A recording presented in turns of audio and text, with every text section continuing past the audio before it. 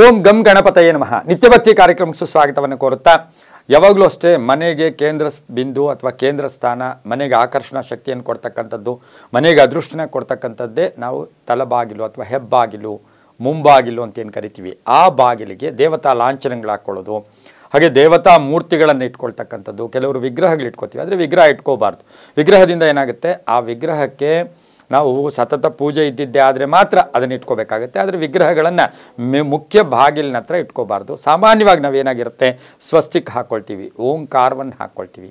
ಆದರೆ ತಾಮ್ರದ ಸ್ವಸ್ತಿಕ್ಕನ್ನು ನಾವು ಮುಂಬಾಗಿಲಿನಲ್ಲಿ, ಮುಖ್ಯವಾದ ಬಾಗಿಲಿನಲ್ಲಿ ನಾವು ಹಾಕಿದ್ದೆ ಆದರೆ ಅದರ ಫಲ ಏನು, ಅದು ಏನು ಅದೃಷ್ಟವನ್ನು ಕೊಡುತ್ತೆ, ಬಾಗಿಲಿಗೆ ಸ್ವಸ್ತಿಕ್ ಅಳವಡಿಸೋದ್ರಿಂದ ಅದರ ಫಲ ಏನು, ಮಹತ್ವ ಏನು ಅಂತ ನಾವು ನೋಡೋಕೆ ಹೋದಾಗ, ಇಂದು ನಮ್ಮ ಸಂಪ್ರದಾಯದಲ್ಲಿ ತಾಮ್ರಕ್ಕೆ ಹೆಚ್ಚು ಪ್ರಾಶಸ್ತ್ಯ ಕೊಡ್ತೀವಿ.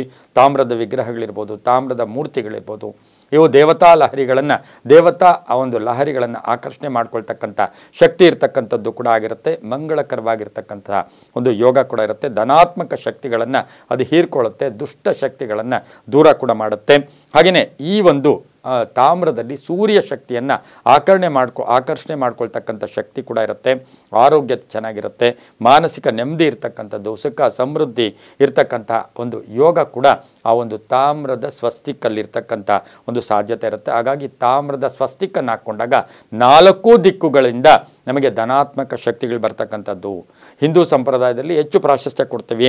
ಆಮೇಲೆ ಕಾಸ್ಮಿಕ್ ಎನರ್ಜಿಯನ್ನು, ನಮ್ಮ ಪ್ರಕೃತಿಯಲ್ಲಿರ್ತಕ್ಕಂಥ ಧನಾತ್ಮಕ ಶಕ್ತಿಯನ್ನು ಹೀರ್ಕೊಳ್ಳೋ ಶಕ್ತಿ ಇರತಕ್ಕಂಥದ್ದೇ ಒಂದು ಆ ಸ್ವಸ್ತಿಕ್ಕಿಗೆ ಕೂಡ ಇರುತ್ತೆ. ಹಾಗಾಗಿ ಸೂರ್ಯನ ಬಲ ಬರ್ತಕ್ಕಂಥದ್ರಿಂದ ಆರೋಗ್ಯ ಚೆನ್ನಾಗಿರುತ್ತೆ, ತುಂಬ ಚೆನ್ನಾಗಿರುತ್ತೆ. ವಾರಕ್ಕೊಮ್ಮೆಯಾದರೂ ಆ ಸ್ವಸ್ತಿಕ್ಕಿಗೆ ನಾವು ಧೂಪ ಹಾಕಿ ಪೂಜೆ ಮಾಡಿದ್ದೆ ಆದರೆ ತುಂಬಾ ಶುಭ ಆಗ್ತಕ್ಕಂಥದ್ದು. ಹಾಗಾಗಿ ಪ್ರತಿಯೊಬ್ಬರೂ ಮನೆಯ ಮುಂಬಾಗಿಲಿಗೆ ತಾಮ್ರದ ಸ್ವಸ್ತಿಕ್ಕನ್ನು ಹಾಕ್ಕೊಳ್ಳೋದ್ರಿಂದ ಸಾಕಷ್ಟು ಶುಭ ಫಲಗಳು ಕೂಡ ಬರ್ತಕ್ಕಂಥ ಯೋಗ ಕೂಡ ಇರ್ತಕ್ಕಂಥ ಸಾಧ್ಯತೆ ಇರುತ್ತೆ.